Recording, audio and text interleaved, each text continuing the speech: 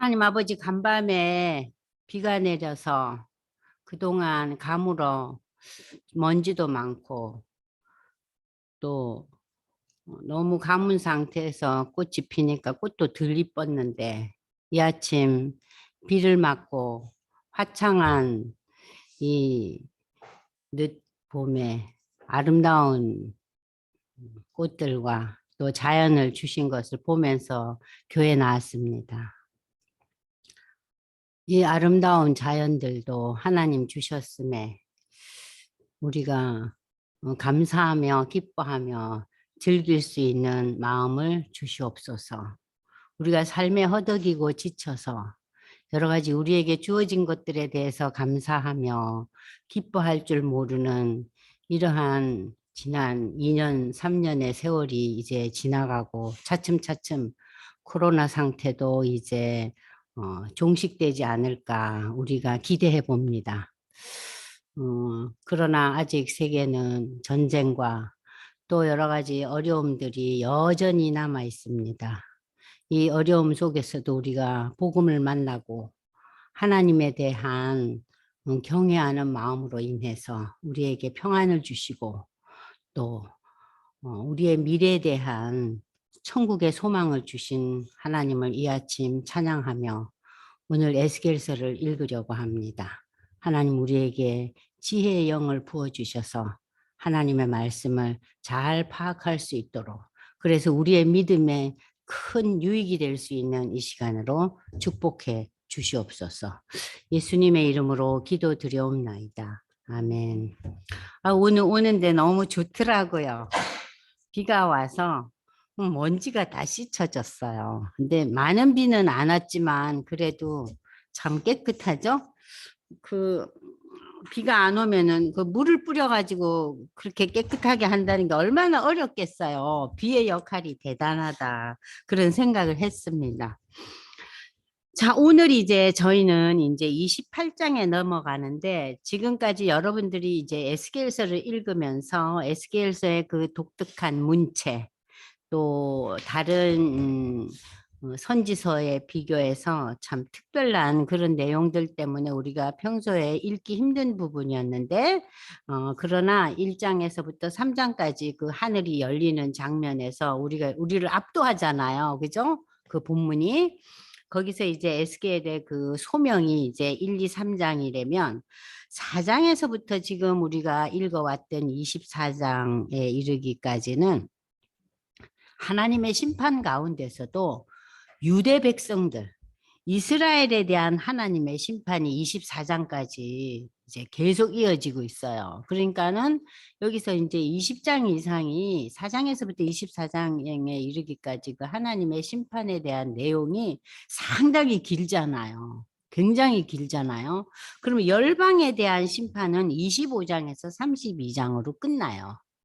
그러니까는 택한 백성에 대한 심판의 내용보다는 훨씬 그 양이 적죠. 그래서 이 그 25장에서 32장까지 우리가 지난번에 그 지도를 통해서 보셨잖아요. 지도를 통해서 본 게 암놈과 에돔과 또 어느 나라였죠? 예? 예, 두로와 시돈과 블레셋과 애굽과 이러한 그러니까는 예루살렘 이스라엘을 이렇게 주위로 돌고 있는 나라들에 대한 심판의 내용만 있었어요. 이 열방들은 그러니까 7나라에 대한 그 심판의 내용들이 이제 전개되고 있죠. 근데 이제 우리가 지난번에 읽었던 그 27장, 28장에 이어지는 것은 두로에 대한 심판이에요. 그러면 지난 시간에 우리가 두로에 대해서 이제 그 27장에 보면은 두로는 자기 자신을 가리켜서 뭐라 그랬어요? 나는 온전히 아름답다 그랬어요. 온전히. 온전히 아름답다는 것은 자기가 완벽하다는 거예요. 자기가 완벽하다는 거예요. 응? 상당히 교만한 거죠.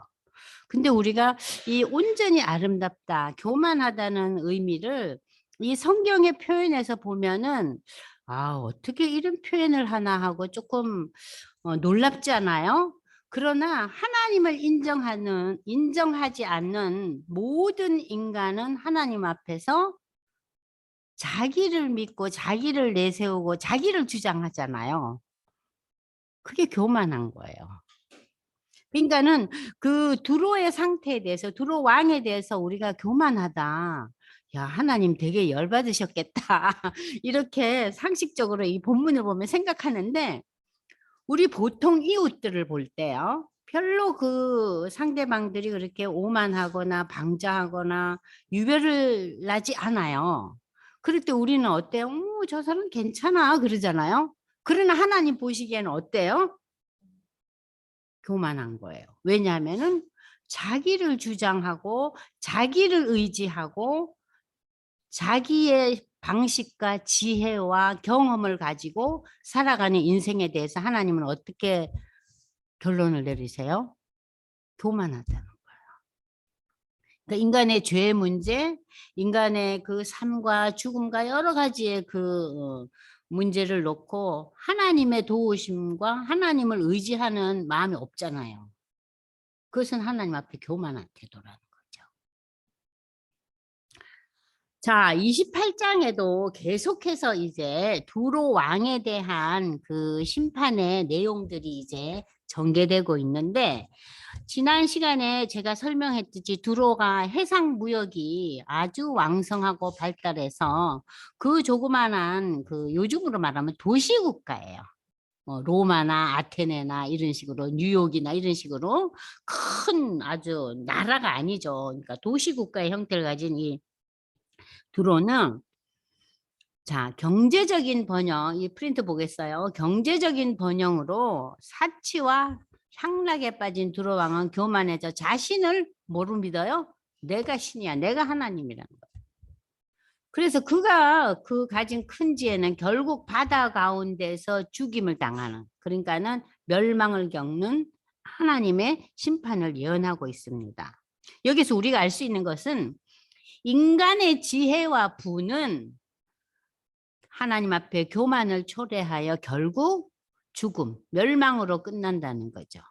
그래서 이 죽음이라는 단어가 우리 예수 믿는 사람들에게 죽음이라는 것은 뭐예요?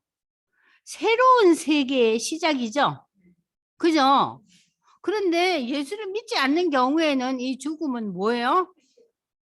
끝이고 더 힘들고 괴로운 세계가 시작되잖아요. 계시록에 의하면 두 번째 죽음이잖아요. 그죠? 우리가 이 세상에 살면서 굉장히 갈등과 아픔과 슬픔, 뭐 여러 가지 고통이 많지만 이 땅을 떠나서 제2의 죽음에는요, 영원한 그 지옥불에 빠져든다 하면서 주일학교 어린애들 그 얘기만 들으면 벌벌 떨어서, 그래서 전도 안 되잖아요. 그 얘기 듣고 우리 친구 누구야?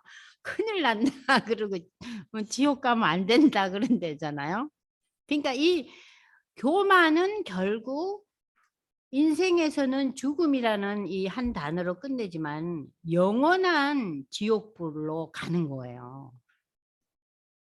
자, 그래서 하나님께서 이 에스겔을 통해서 이 이제 열방에 대해서도 이렇게 심판을 예언하면서 그 하나님의 다스림에 대한 그 내용들이 펼쳐지고 있죠.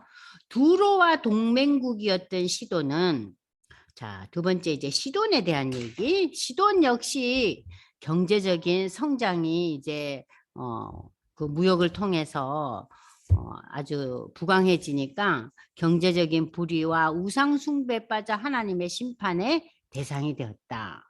그래서 28장 맨 마지막 부분에서는 하나님은 다시 이스라엘 족속을 모으고 그들에게 평안을 허락하신다. 이방의 심판은 회복이 전제되고 있지 않지만 하나님의 택한 백성에게는 심판 가운데서 무엇의 기미가 항상 보인다 그랬죠? 회복. 남은 자를 통한 회복의 그 메시지가 전달돼요. 그래서 이스라엘의 회복이 1, 2, 3차 포로 기한으로 구체적으로 이제 이루어진다는 것을 이제 28장에서 이제 이야기하고 있습니다. 그럼 28장 1절에서부터 지금 우리 형제가 28장 1절에서부터 19절까지 한번 읽어볼까요? 여러분들 주목해서 이 에스겔서는 평소에 여러분들이 잘 읽지 않는 본문이기 때문에 이 형제 굉장히 목소리가 좋아요. 그러니까는 본문을 보면서 잘 들으시기 바랍니다. 읽으세요. 1절에서부터 19절까지. 또 여호와의 말씀이 내게 임하여 이르시되 인자야 너는 두로 왕에게 이르기를 주 여호와께서 이같이 말씀하시되 내 마음이 교만하여 말하기를 나는 신이라 내가 하나님의 자리 곧 바다 가운데에 앉아 있다 하도다 내 마음이 하나님의 마음 같은 채할지라도 너는 사람이요 신이 아니거늘 내가 다니엘보다 지혜로워서 은밀한 것을 깨닫지 못할 것이 없다 하고 내 지혜와 총명으로 재물을 얻었으며 금과 은을 곳간에 저축하였으며 내 큰 지혜와 내 무역으로 재물을 더하고 그 재물로 말미암아 내 마음이 교만하였도다. 네, 여기에 교만이라는 단어가 계속해서 나오죠. 그럼 여러분들 프린트로 잠시 넘어가 보겠어요.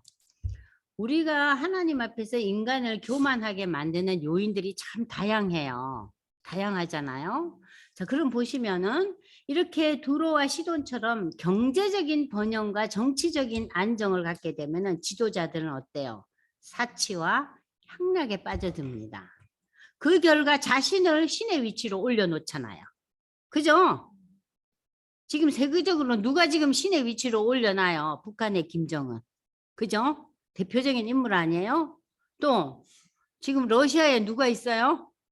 네? 또 중국에 누가 있어요? 네, 저들이 다 나라가 지금 일어나고 자기 나름대로 이 권력을 잘 유지하고 있으니까는 자기 자신을 신적인 존재로 착각하고 있는 거예요. 자, 그래서 자신의 높은 지혜에 대해서 또는 건강을 자랑하면서 하나님을 외면하거나 무시하면서 교만한 삶을 살게 이른다. 때로 인간들은 이러한 큰 그 부강과 장수와 건강이 허락되지 않는다 해도 때때로 인간들은 사단의 유혹에 빠져서 자신도 모르게 하나님의 섭리와 역사하심에 대해서 외면해요. 보이지 않는 하나님을 어떻게 믿어? 하나님 거부해요. 냉담해지면서 세상적인 욕심에 사로잡힘을 당한다. 그러면서 오만을 떠는 거예요. 하나님 앞에. 자, 그러면은 첫 번째 중요한 그 팩터가 어디에 있느냐? 풍부한 소유와 배부름. 아주 이게 그러니까 물질적인 풍요를 지금 이야기하고 있죠. 이 물질적인 풍요. 그래서 신명기서에서 이제 모세는 여기에 대해서 어떻게 얘기를 하고 있는지 여러분들 한번 그 물질적인 그 풍성함이 우리를 어떻게 만드는가. 신명기 8장 11절에서 19절까지 한번 우리 형제가 한번 읽어보세요. 시작. 신명기 8장 11절에서 19절까지. 내가 오늘 내게 명하는 여호와의 명령과 법도와 규례를 지키지 아니하고 내 하나님 여호와를 잊어버리지 않도록 삼갈지어다. 내가 먹어서 배부르고 아름다운 집을 짓고 거주하게 되며 또 내 소와 양이 번성하며 내 은금이 증식되며 내 소유가 다 풍부하게 될 때에 내 마음이 교만하여 내 하나님 여호와를 잊어버릴까 염려하노라. 여호와는 너를 애굽 땅 종 되었던 집에서 이끌어내시고 너를 인도하여 그 광대하고 위험한 광야 곧 불뱀과 전갈이 있고 물이 없는 간조한 땅을 지나게 하셨으며 또 너를 위하여 단단한 반석에서 물을 내셨으며 내 조상들도 알지 못하던 만나를 광야에서 내게 먹이셨나니 이는 다 너를 낮추시며 너를 시험하사 마침내 내게 복을 주려 하심이었느니라. 그러나 내가 마음에 이르기를 내 능력과 내 손의 힘으로 내가 이 재물을 얻었다 말할 것이라. 내 하나님 여호와를 기억하라. 그가 내게 재물 얻을 능력을 주셨음이라. 이같이 하심은 내 조상들에게 맹세하신 언약을 오늘과 같이 이루려 하심이니라. 내가 만일 내 하나님 여호와를 잊어버리고 다른 신들을 따라 그들을 섬기며 그들에게 절하면 내가 너희에게 증거하노니 너희가 반드시 멸망할 것이라. 네. 아멘. 자, 풍요의 복을 누릴 때 그 풍요를 가져다 주는 우상을 섬기고 이럴 때 하나님께서 결론을 뭘 주신다고요? 멸망을 주신다는 거예요. 그러니까 인간은 풍성한 복을 누리면요, 이렇게 자기를 믿고 교만에 빠지는 거예요. 응? 야, 인생 너무 멋지다 그러면서, 그죠? 자, 그래서 이 28장 지금 우리 형제가 읽은 것처럼 2절에서 내 마음이 교만하여, 또 5절에서 내 큰 지혜와 내 그 왕성한 무역으로 인하여 네가 재물을 더하고 풍성함을 경험하더니 그 재물이 너로 말미암아 무엇을 일으켜요? 교만을 일으킨다. 그리고 이제 보통 우리가 세상적인 승리와 성공 등 성취를 통해서 또 자기 도취에 빠지잖아요. 그죠? 그죠? 또 막강한 권력과 힘, 에스겔서 30절에도 나옵니다. 화려한 장식, 특별히 이제 그 뭐 명품을 많이 소유했다든지 뭐 여러 가지 뭐 장신구가 많다든지 하면은 그것이 너무 큰 기쁨인 거예요. 자랑이 되고. 많잖아요, 우리 특별히 뭐 젊은 엄마들 많잖아요. 수백만 원짜리 백을 들으니까 기분이 너무 좋은가 봐요. 근데 사실 그거 대단한 것도 아닌데 거기에 심취해 있잖아요. 그리고 특출한 외모와 건강. 그리고 여기서 약한이 아니고요. 악한 마음이에요. 악한 마음. 아시겠어요? 이거 잘못된 거예요. 악한 마음으로 고치세요. 악한 마음. 우리의 마음에 뭐가 있어요? 악한 마음이 있다는 거예요. 그리고 세상의 수많은 지식과 지혜들. 이거는 우리가 이제 소위 말하면은 그 지식층들. 그죠? 학문을 하는 사람들의 경우에는 학문이 우상이잖아요. 그죠? 학문이 우상이잖아요. 그래서 여기에 대해서 특별히 바울은 어떻게 이야기하고 있는가? 고린도전서 4장 6절을 이제 우리가 한번 함께 보겠습니다. 바울은 여기에 대해서 어떻게 이야기하고 있는가? 고린도전서 4장 6절 보겠어요. 찾으셨으면 함께 읽어볼까요? 형제들아, 내가 너희를 위하여 이 일에 나와 아볼로를 들어 본을 보였으니 이는 너희로 하여금 기록된 말씀 밖으로 넘어가지 말라. 기록된 말씀, 하나님의 말씀이 뭐예요? 우리 인생의 근본이요, 기준이라는 거예요. 응? 우리 인간의 삶의 베이스는 어디에 깔려 있어야 된다고? 말씀에. 그런데 인간적인 지혜와 인간적인 지식에 빠져들 때도 사람이 교만에 빠져요. 그러니까는 기록된 말씀 밖으로 넘어가지 말라 한 것을 우리에게서 배워 서로 대적하고 교만한 마음을 가지지 말게 하려 합니다. 그러니까 하나님 말씀의 밭이 이렇게 잘 자라가면은, 말씀이 잘 자라가면은 그 인간적인 지식과 지혜에 대해서 취할 것은 취하지만 그것이 최고의 것이라고 우리가 바라보지 않죠. 요즘 제가 지난번에도 얘기했지만 우리 젊은이들 또는 이제 좀 나이 드신 분들, 지식층들한테 뭐가 유행해요? 인문학 강의가 유행이잖아요. 그죠? 인터넷에서도. 근데 인문학이라는 것은요, 인간의 지혜와 지식이에요.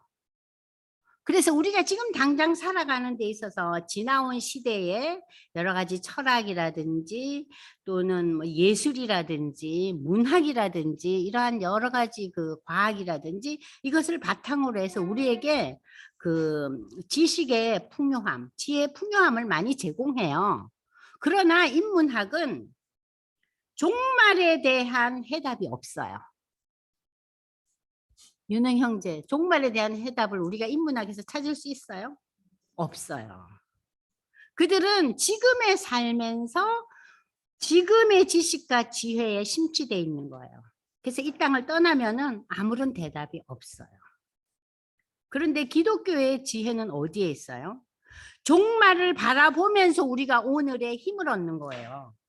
우리에게는 종말에 일어날 부활의 소망이 없으면은 바울이 고린도전서 15장에서 뭐라 그럽니까? 우리의 믿음이 다 헛거라 그러잖아요. 그죠? 그러니까 여러분들이 인문학을 한 번씩 들을만 해요. 재밌어요.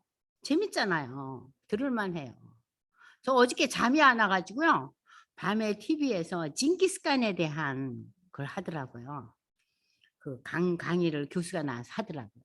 그래서 징기스칸이 어떻게 해서 그 몽고족이 저 폴란드와 독일까지 다 진격해가지고 승리를 하는가 그 얘기를 들으면서 그 징기스칸의 지혜, 징기스칸의 그 잔인함, 그러나 그 잔인함 속에서도 결집을 위해서 그 부하들이 그 리더들에게 복종하게 만드는 그 지혜는 대단하더라고요.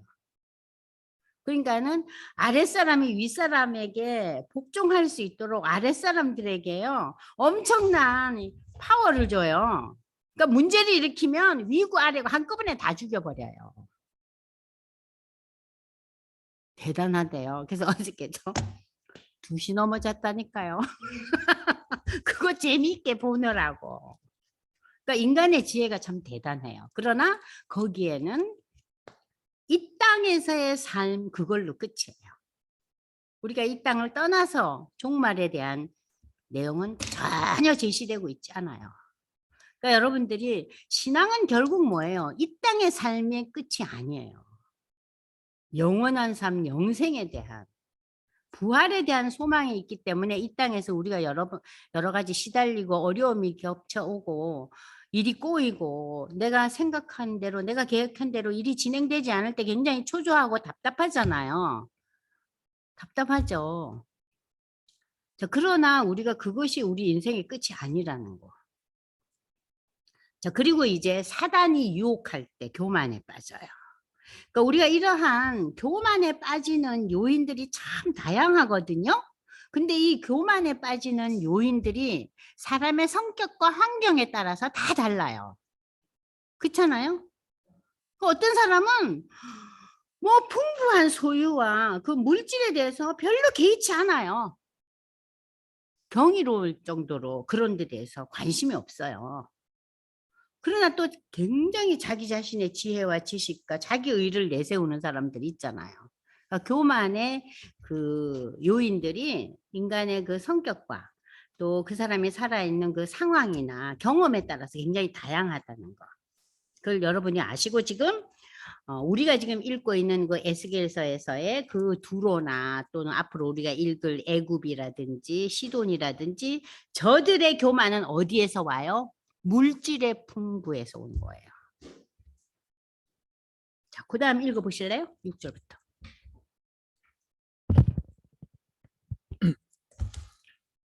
그러므로 주 여호와께서 이같이 말씀하셨느니라.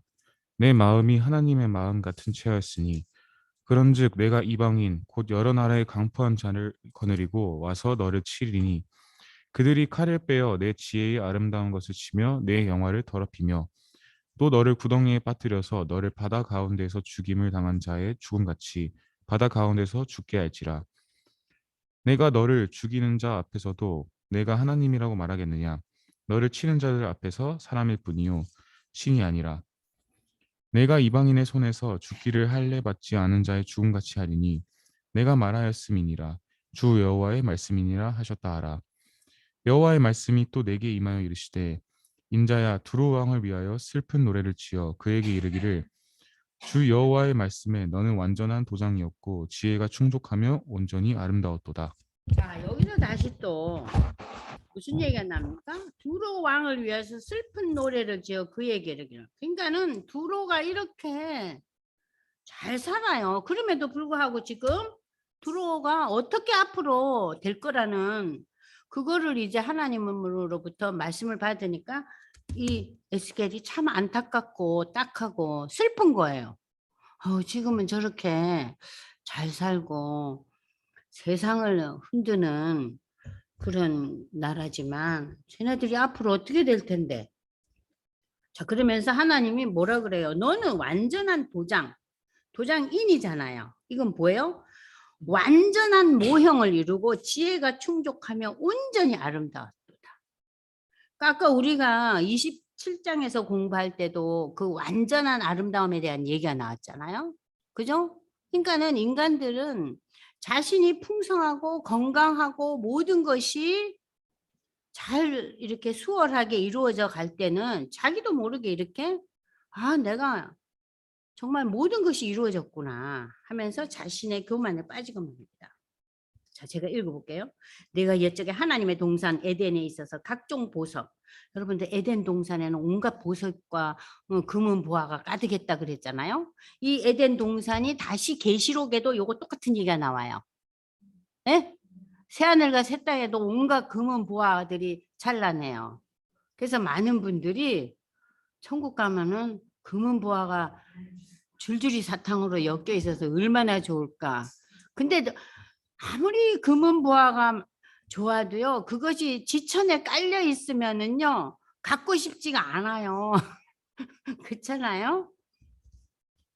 금강석과 항옥과 홍만호와 창옥과 청보석. 저는 이런 보석이 다 뭔지 모르겠어요. 남보석과 홍옥과 황금으로 단장하였는데 그 에덴 동산에 네가 지음을 받던 날에 너를 위하여 소고와 비파가 준비되었도다. 그러니까 지금 뭐 흥청망청인 거예요. 그 에덴 동산에 그 있는 수많은 보아처럼 네 나라가 지금 이루고 살고 있다 이거예요. 그러나 네 종말은 어떨 것이냐 그 얘기예요. 너는 기름 부음을 받고 지키는 그룹임이며 내가 너를 세우면 내가 하나님의 성산에 있어서 불타는 돌들 사이에 왕래할 때, 불타는 돌들은 뭐예요? 하나님의 심판이죠.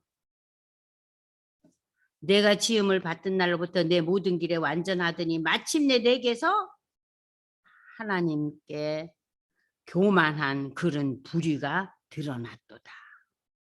성경은 의와 불의를 어디에서 가져와요? 하나님을 바라보느냐, 내가 하나님 앞에 죄인이냐 하는 그 고백을 의로 여긴다 그랬죠. 그러니까 내가 하나님 앞에 죄인이요, 나는 하나님의 도움이 아니면은 어쩔 도리가 없는 존재다 하는 그 고백이 없으면 뭐예요? 불의예요. 내 무역이 많으므로 내 가운데 강포가 가득하다. 이 얘기는 뭡니까? 내가 범죄. 자, 이게 왕성한 무역과 물질적인 풍부는 결국 그들을 포악하게 만들어요. 그러니까 인간은 힘을 가지게 되면 어때요? 그 힘을 발휘하는 거예요. 너 지키는 구루바 그러므로 내가 너를 더럽게 여겨 하나님의 산에서 쫓아냈고 불타는 돌들 사이에서 멸하였도다. 네가 아름다움으로 마음이 교만하였으면 내가 영화로움으로 내 지혜를 더럽혔으면 내가 너를 땅에 던져 왕들 앞에도 그들의 구경거리가 되게 하였도다. 자, 네가 이제 멸망할 때 사람들이 어머 웬일이야 그렇게 잘 살고 융성한 나라가 어찌 갑자기 이렇게 망조가 들리지? 바빌론이 와서 다 엎어버리는 거예요. 내가 죄악이 많고 무역이 불의함으로 내 모든 성소를 더럽혔으면 내가 네 가운데 불을 내어 너를 살게 하고 너를 보고 있는 모든 자 앞에서 너를 땅 위에 뭐가 됐어요? 죄가 되겠다. 그 아름다움이 다 뭐가 됐어요? 그 풍성함이 다 뭐가 됐어요? 죄가 돼버렸어요. 하나님의 불 앞에.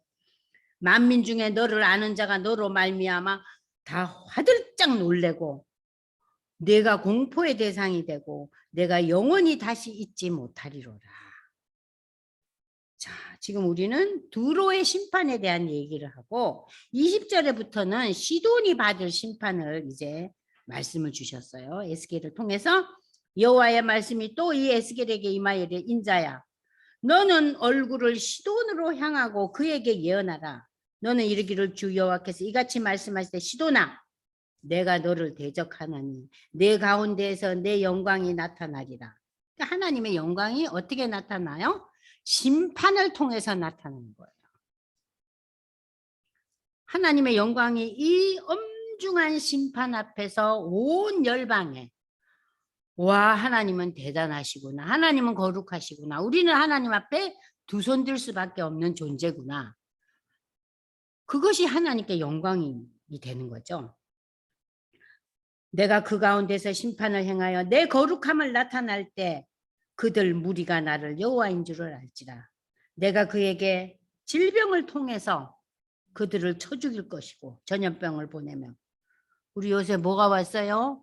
우리에게 전염병이 왔잖아요. 그죠?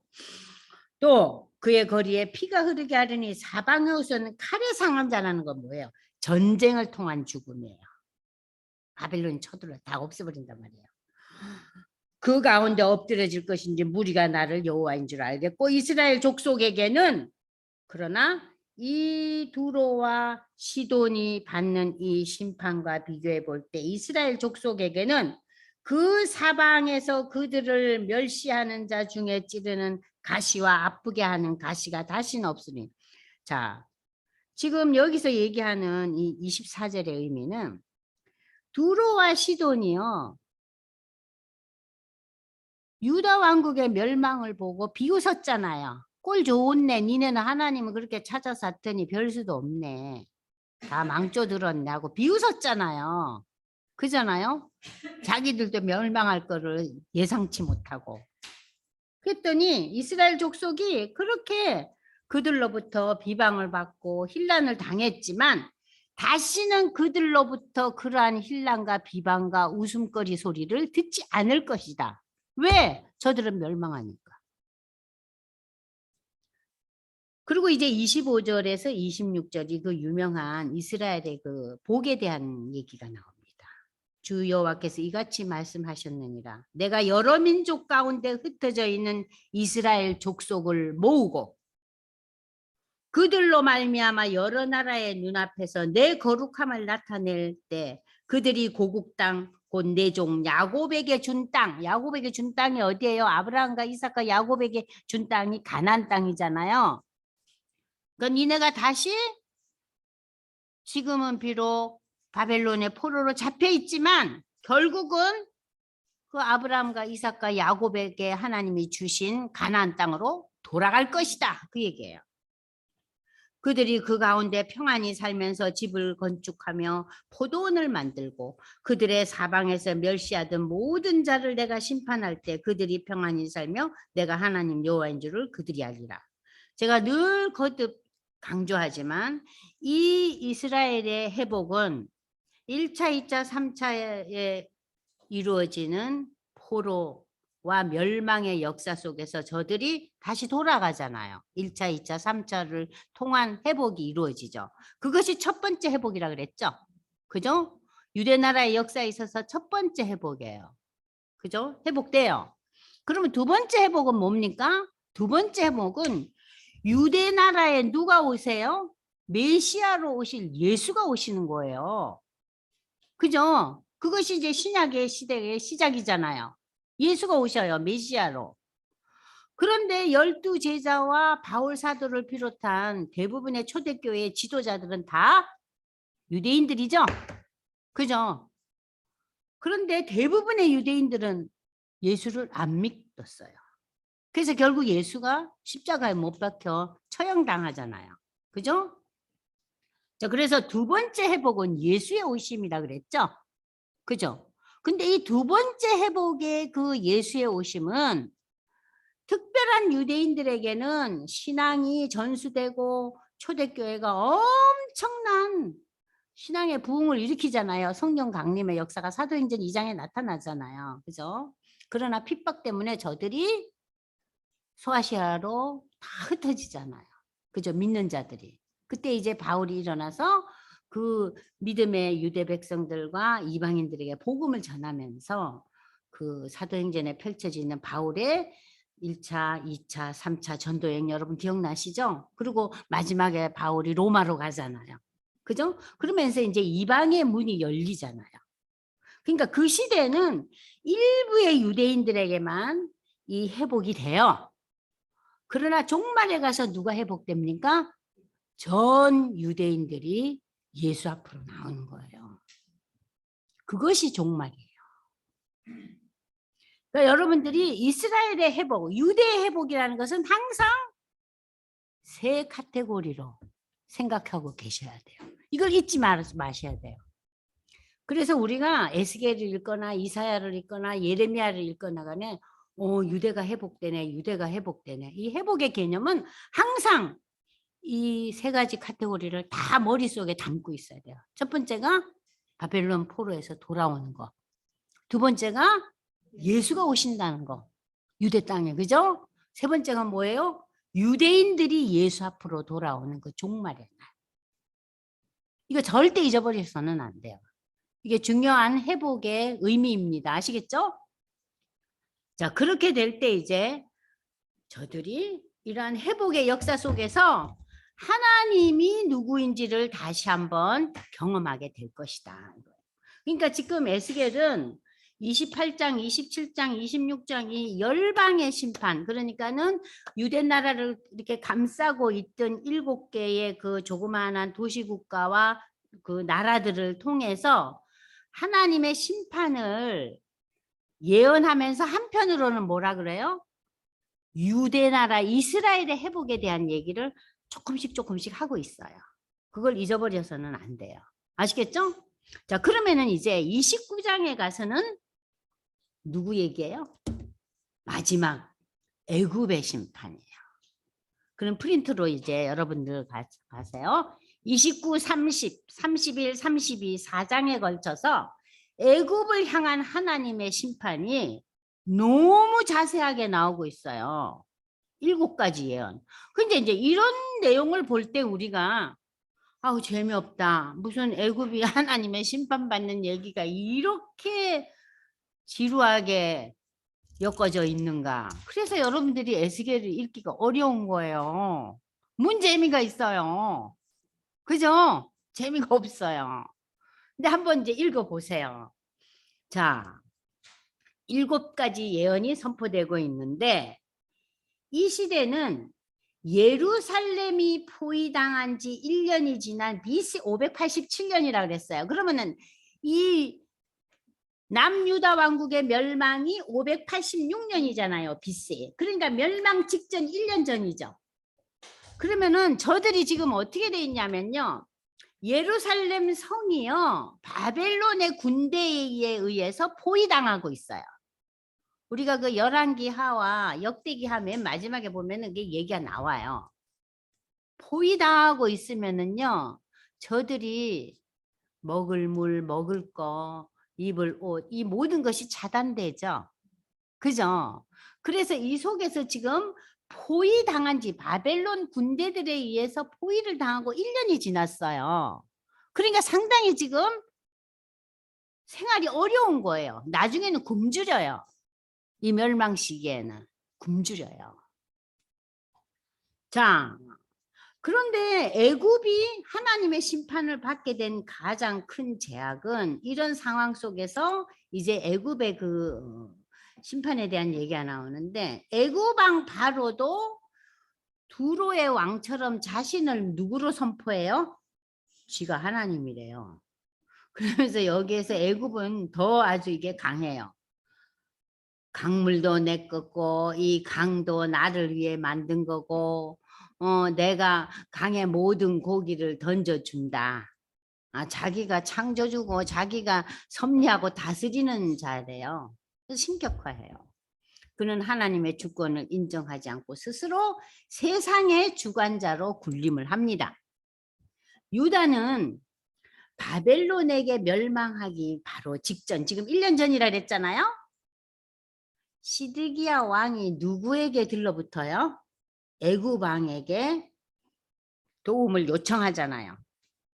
근데 하나님께서는 느헤미야와 이 에스겔을 통해서 애굽을 의지하지 말고 바벨론으로 포로로 갔거나 바벨론에 지금 가지 않고 예루살렘에 남아있는 자들도 바벨론의 모든 정책을 따라주라 그래요. 그리고 바벨론 포로로 간 자들에게 뭐라 그래요? 거기서 결혼하고 아이도 낳고 너희가 어렵지만 그 생활을 잘 해나가라. 그럼 하나님께서 포로에서 회복시켜 주실 거라 그러는데 저들이 애굽에게 콜을 하는 거예요. 말하자면.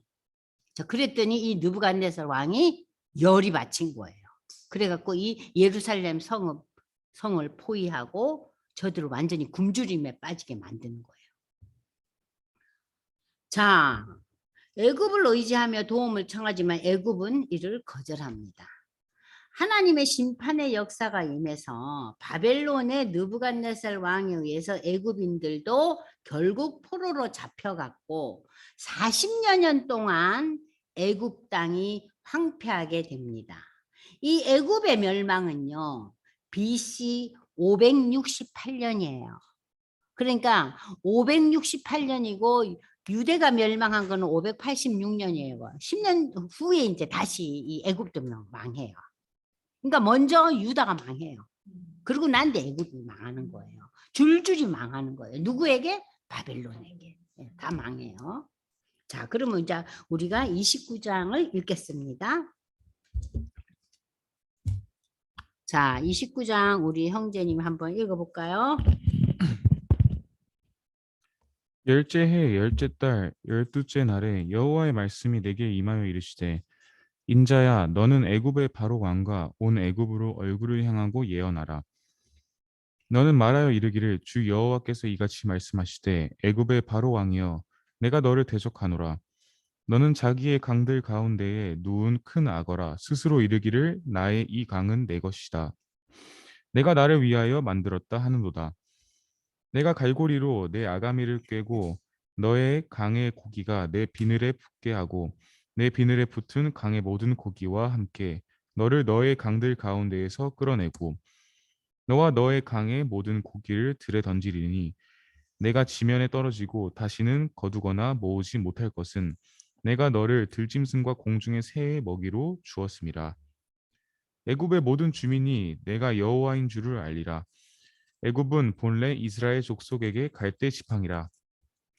그들이 너를 손으로 잡은즉 내가 부러져서 그들의 모든 어깨를 찢었고 그들이 너를 의지한즉 내가 부러져서 그들의 모든 허리가 흔들리게 하였느니라. 네, 여기 여러분들이 보시면은요, 갈대 지팡이가 나와요. 지팡이는요, 갈대로 안 만들죠. 딱딱한 나무를 말려서 만들잖아요. 그래야지 이 지팡이가 단단하거든요.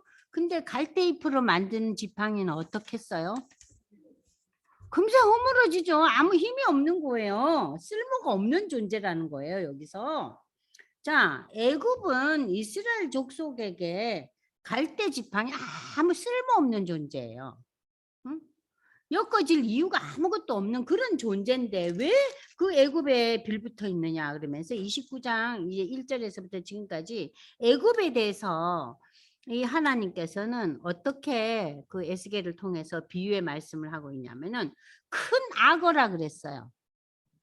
여러분들 강물이 나고 바다의 입구에 악어가 조그만 악어가 아니고 큰 악어 있잖아요. 큰 악어는 물 먹으러 온 사자, 물을 먹으러 온 표범 그런 것도 다 잡아먹더라고요. 그러니까 이 악어가 크면요 누구도 당하지를 못해요. 그러니까 엄청난 그 애굽의 바로가 힘센 왕이었죠. 언제? 이스라엘이 출애굽할 때.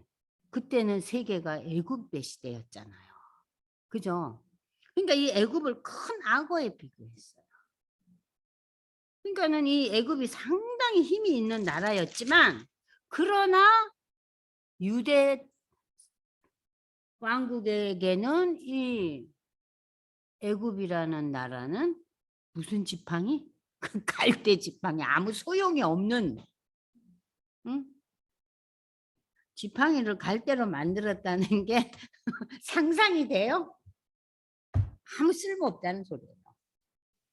제가 읽어보겠습니다. 그러므로 주 여호와께서 이같이 말씀하여 내가 칼이 내게 임하여 내게서 사람과 짐승을 끄는즉 애굽 땅이 뭐가 됩니까? 사막과 항무지가 되리니 내가 여호와인 줄을 그들이 알라. 내가 스스로 이르기를 이 강은 내 것이라 내가 만들었다고 네가 오만 방자를 떨지 않았냐 애굽 왕아. 그러므로 내가 너와 내 강들을 쳐서 애굽 땅 믹돌에서부터 수에네 곧 구스 지경 구스는 에티오피아죠. 황폐한 항무지 사막이 돼. 그러니까 여러분들이 에집트 밑에 이렇게 에티오피아가 있잖아요. 그러니까 그 지역까지 다 항무하게 만들겠다는 거예요. 그 가운데 사람의 발도 지나가지 않고 짐승의 발도 지나가지 않고 거주하는 사람 없이 40년 동안 황무지가 될 거다. 내가 애굽 땅을 황폐한 나라들 같이 황폐하게 하여 애굽 성읍도 사막이 된 나라들의 성읍까지 40년 동안 황폐하게 하고 애굽 사람들은 각국 가운데로 흩으며 여러 민족 가운데로 흩어지리라. 자, 이렇게 40년이라는 단어가 계속해서 나오죠. 그러면 이것은 무엇을 의미하느냐? 바벨론의 느부갓네살 왕이 이제 유다를 정복했잖아요. 그죠? 그러고 난 뒤에 10년 이후에 시간이 지나면서 다시 애굽도 정복하잖아요. 애굽을 정복한 이 느부갓네살 왕이 누구에게 멸망해요? 바사 왕 고레스에게 멸망해요. 자, 그러면은 그 시기까지가 거의 40년이에요. 응? 그러니까 바벨론 정복하기는 이 바사 왕 고레스가 열국의 그 황야에서 애굽은 흩어져 살게 될 것이다. 그 40년 동안 그 얘기예요. 아시겠죠? 그러니까 고레스가 오면서 그 고레스는 유다 왕국을 이제 다시 도와주잖아요. 그래서 그들이 포로에서 돌아오게 하는 가장 큰 역할을 한 지도자가 바사의 고레스 왕이잖아요. 그죠? 그래서 그 포로들이 돌아오면서 성전을 짓게 하는 많은 그 물자들도 공급해 주잖아요. 자, 이 바사의 고레스 왕은 이렇게 자기가 정복한 모든 나라, 그러니까 바벨론에 정복된 나라들이 모두 이제 누구의 소유가 됐어요? 바사의 소유가 됐잖아요. 근데 바사는 자치력을 다 줬어요. 무슨 얘기냐면은 유대는 유대인들끼리 다스려 살게 하고 애굽은 애굽끼리 이렇게 좀 자유를 준 거예요. 상당히 좀 뭐라고 표현해야 되나요? 굉장히 지혜로운 그런 왕이었어요. 그래서 이제 여기서 그 얘기예요. 이 40년은 바사의 그 고레스 왕이 이제 이 바벨론을 멸망시킨 이후에 저들이 좀 회복이 된다는 얘기입니다. 주 여호와께서 이같이 말씀하는데 이 40년 끝에 애굽 사람을 다시 모아내되 애굽에 사로잡힌 자들을 돕게 바드로스 땅, 바드로스라는 것은 애굽의 고향 땅이에요. 고향 땅. 애굽 사람들이 가장 많이 살고 있던 고향 땅, 고국으로 돌아가게 하자. 그들이 거기에서 미약한 나라가 될 것이다. 그러니까 예전에 그 큰 힘은 없어져요. 미약한 나라가 될 때 나라 가운데 지극히 미약한 나라가 되어 다시는 나라들 위해 스스로 높이지 못하리니 내가 그들을 감하여 어떻게 되느냐? 다스리지 못하게 할 것이다. 그들이 다시는 이스라엘 족속과 의지가 되지 못할 것이요 이스라엘 족속은 돌이켜 그들을 바라보지 아니하므로 그 제약이 기억되지 아니하리니 내가 여호와인 줄을 그들이 아니라. 자, 그리고 이제 17장부터는 전혀 새로운 이야기들이 전개됩니다. 새로운 그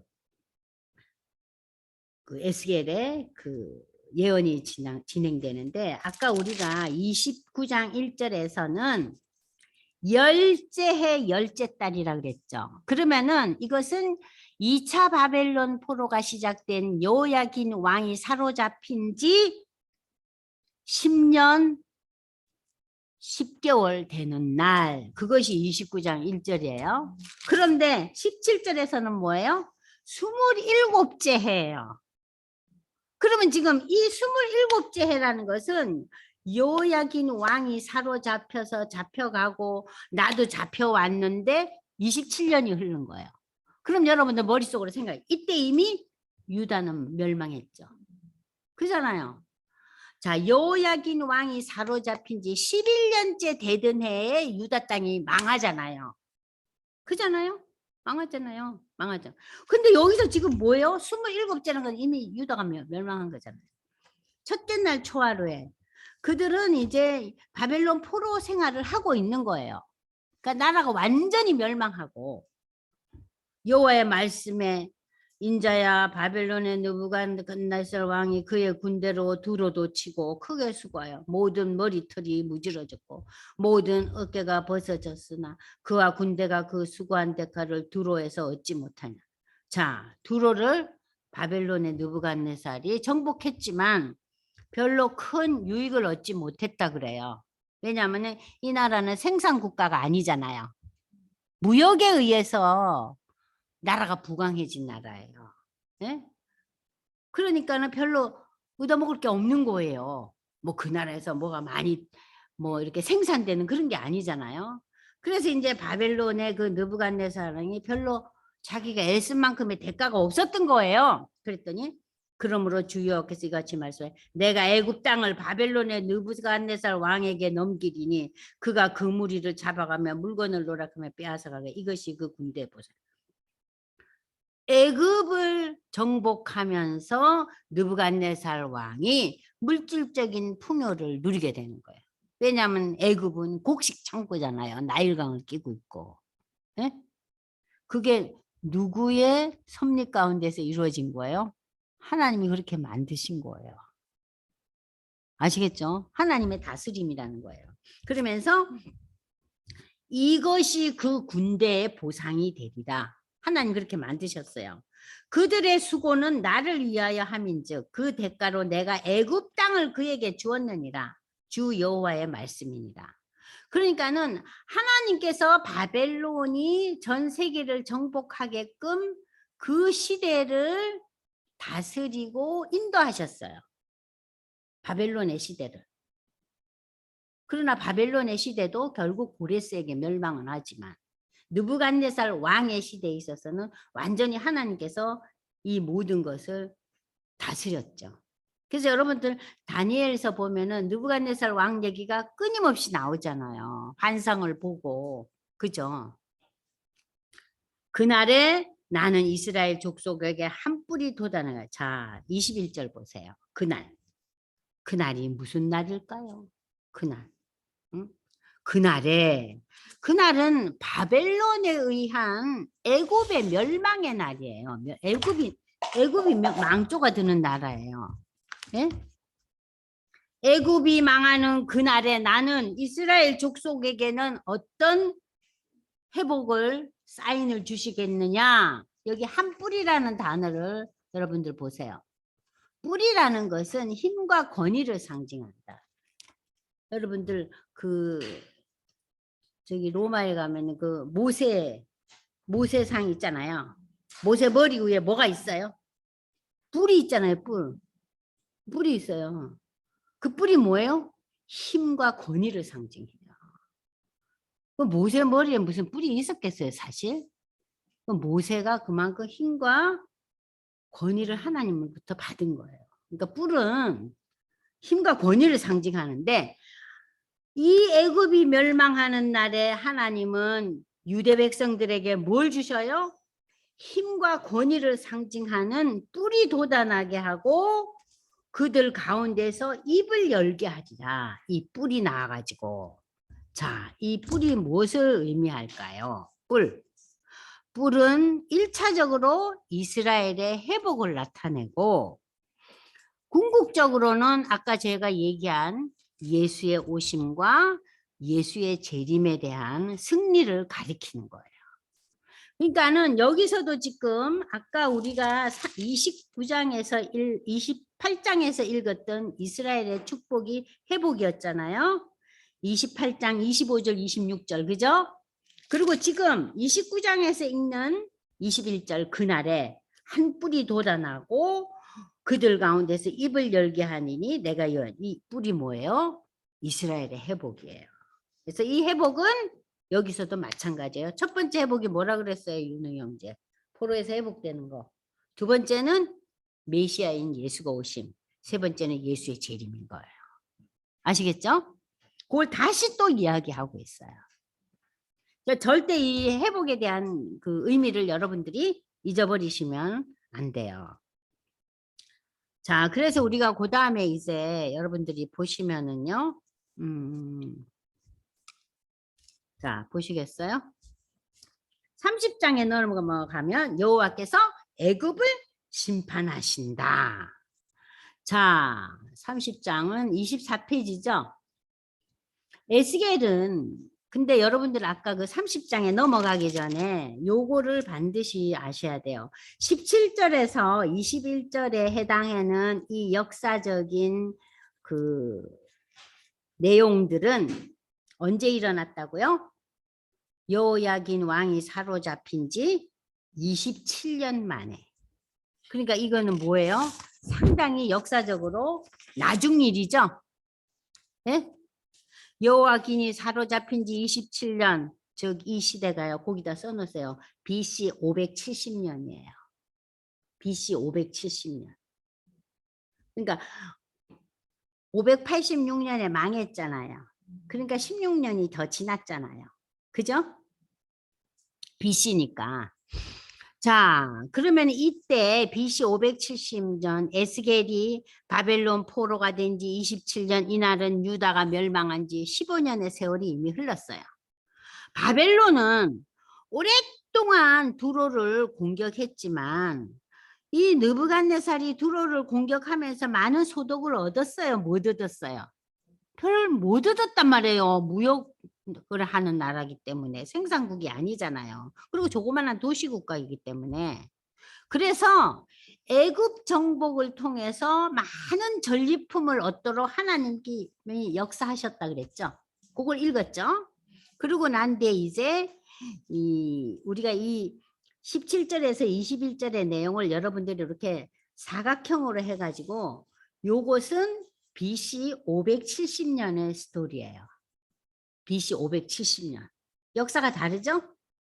그러니까 요 부분만 에스겔서에서 가장 후대 얘기예요. 에스겔서 얘기는 뭐예요? 여호야긴 왕이 사로잡힌 지 5년 만에 하늘이 열리면서 환상을 봤다는 걸로 시작되잖아요. 그러니까 5년에 시작돼서 지금 아까 읽은 게 10째 해, 11째 해 요렇게 되는 거예요. 근데 요것만 한참 뒤 얘기예요. BC 570년 얘기예요. 그러니까 여러분들이 요 본문 17절에서 21절까지만 네모를 요렇게 해놓고 요 이야기는 BC 570년에 해당하는 내용이에요. 역사적으로. 근데 여러분이 혼자서 성경을 읽다 보면은 이게 27제인지 10제인지 별로 개의치 않고 읽죠. 그러니까 27제에다가 빨간 걸로 이렇게 줄을 쫙 쳐놓으세요. 역사적으로 BC 570년. 그러니까 애굽의 멸망에 대한 얘기죠. 그 말은 다시 말해서 유대가 멸망하고 10년 이상이 흘러가고 나는데 누가 망해요? 애굽이 망하니까 요게 그렇게 되는 거예요. 이해되셨죠? 네? 그래서 요걸 구별을 하셔야 돼요. 그리고 우리가 이 17절에서 21절에서 알 수 있는 것은 뭔가? 왜 하나님께서는 시돈과 두로를 다 멸망하게 해놓는데 이 느부갓네살이 별로 얻지를 못했는데 전리품을 애굽에서 엄청난 것을 얻게 해요. 애굽에서. 그러니까 하나님께서 이 느부갓네살 왕을 들어 쓰시는 거예요, 지금. 그러니까 역사적으로 바벨론의 느부갓네살 왕, 바사의 고레스 왕, 하나님께서 특별히 쓰신 왕들이에요.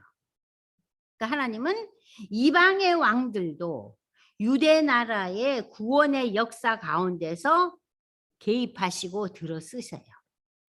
그걸 기억하시면 돼요. 아시겠죠? 그런 걸 하나하나 생각하면서 이 에스겔서를 읽을 때 에스겔서가 의미가 있지. 그냥 읽으면요. 에스겔서 너무 지루하고 답답하고 뭐 애굽이 멸망하는구나. 두로가 멸망하네. 시돈이 멸망하네. 얘네들이 잘 먹고 잘 살다가 교만 방자를 떨다가 하나님이 그냥 다 없애버리네. 그렇게 그냥 사건 위주로 여러분이 해석을 하는 거예요.